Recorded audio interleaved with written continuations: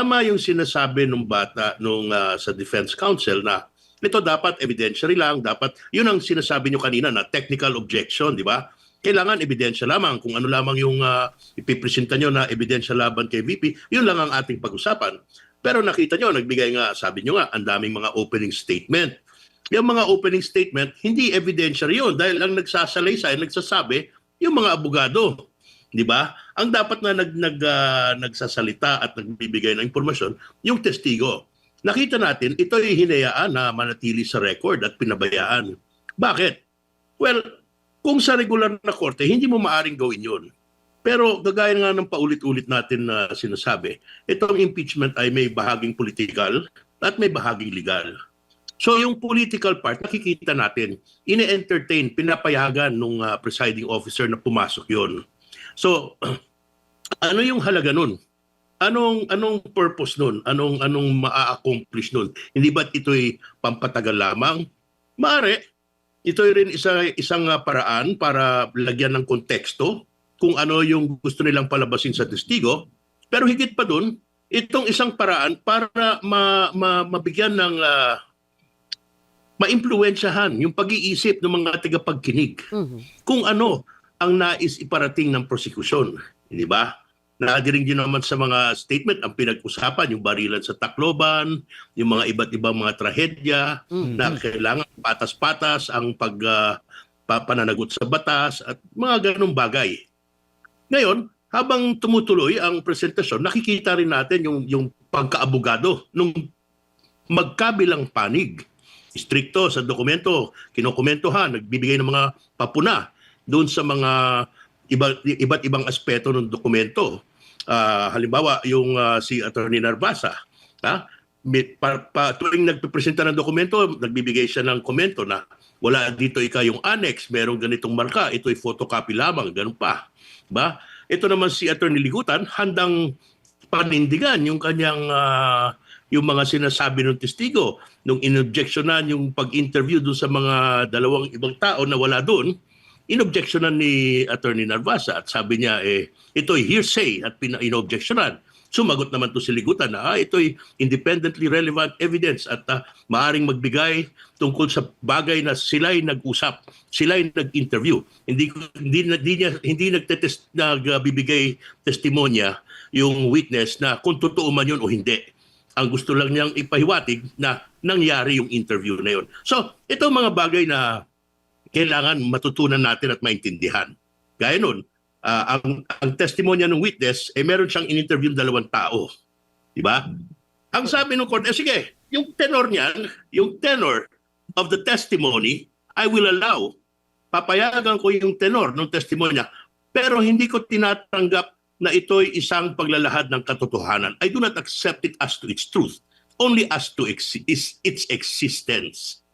So, ako, as a former defense counsel, I'm quite pleased na preparado naman sila at very exciting. Makikita mo naman na yung both sides are doing their best, no?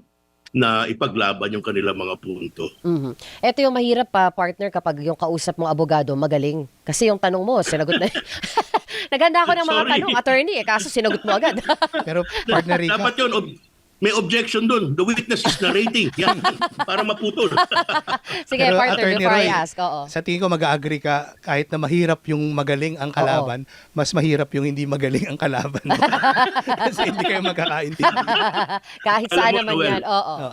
Nangyayari yan kasi minsan, halimbawa doon sa ordinary litigation, minsan talagang hindi handa yung ibang abogado o kulang sa experience. At ito hindi ako nagbibiro Ito, binubulungan ko na yung kalaban ko. So, ito na lang itanong mo para meron tayong puntahan. Kasi kundi, paikot-ikot lang, paruling-ruling lang sa korte, hindi natatapos yung yung mga kailangan na marating, no? And that is today to the credit of the presiding officer. Pati yung mga senator judges, minamanage niya. Di ba? Wala siyang binabastos, pinapayagan niya lahat ng komento. Very important yung ni-raise na punto ni Senator Pia na nagtanong si Senator Risa, biglang itong si Attorney Ligutan, binigay na yung desisyon kung ano yung dapat na punto nung mismong artikulo, hindi ba? Sabi ni Senator Pia, hindi, teka, wag muna nating pag-usapan yan. tama naman si Senator Risa, hindi niya man sinasadyang doon mapunta yung Sagot. O, yung sagot, diskusyon. oo. Yes. So, yung mga bagay na yan ang kailangan yung pangingatan at para sa mga tagapanood, napakasarap makita yung mga ganyang mga ganyang pangyayari kasi hindi mo inaasahan eh. 'Di ba? Binibigay na ni Attorney Ligutan na ito is an impeachable offense at ine-explica niya kung bakit na ito daw ay labag dun sa constitutes yung betrayal of public trust. So siya na yung Very naging interesting. testigo. Para Siya na yung maging tumayong patas, ha? testigo. Binigyan niya ng 8 minutes yata si Attorney Narvasa para sumagot Oo. after the cross-examination. So, Tama. abangan natin bukas yan. Oo. Kung anong, I'm sure maghahanda rin itong depensa kung maraming mga political insights at kung ano pang mga yung mga, how do I say it, mga emotional na statements na sinabi ng prosecution, gagantihan bukas. At sila rin ay magbibigay ng mga bagay na, magsasalita siguro ng mga bagay na para magkaroon din tayo ng malinaw na ideya. No? Pambalanse. At, pambalanse. At maramdaman din natin yung nararamdaman nung depensa Oo. at ni Vice President Sara. Attorney Roy, interesado ako marinig yung iyong palagay dito sa paano ba babalansehin. Kasi kagaya kanina, feeling ko, or ayon sa aking pagtatansya, hindi balanse. Napaka-technical. At ang hula ko, yung mga karaniwang tao na nanonood, baka nakatulog or nawala na sa kanilang, kumbaga, hindi na nila Hindi na nasundan nag-process. kung ano Oo. ang pinag-uusapan. Meron bang paraan para ito ay balansehin? Alam mo, Noel, ano yan this is the beginning stage, no? Maaga pa lang. So, kung ako man yung mga abogado, pipilitin ko hanggang saan ko kayang dalhin, saan ko kayang maisagad yung pasensya ng hukom. Tetestingin ko yan. How far can I go? Hanggang saan ba ako abot? Halimbawa, yung depensa, object ng object, technical. Sabi nyo nga, yan namang prosecution, pasok ng mga kung ano-anong remarks na hindi ukol doon mismo sa testimonya, di ba? Dinadagdagan nila ng kung ano-anong perspective, kung ano-anong ideya tungkol doon sa kahulugan ng article, no? Ng paratang. But makikita nila over time kung paano magiging paghawak ng korte. At sila rin ay makikibagay. Makikita niyo yan over time na yung presiding officer pipilitin niya maging patas as far as he can.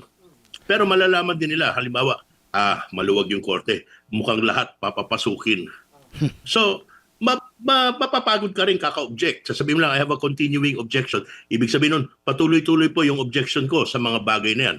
O sige, noted. Sige lang. O sige, okay. Pero papayagan, papapasukin, di ba? Kasi nga this is not a strictly legal litigation. Hindi po ito ordinaryong paglilitis.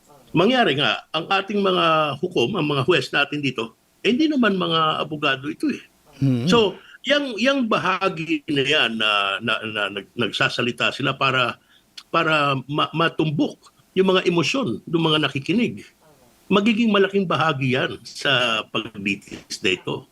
Very important na makumbinsi mo yung mga puso ng senator judges.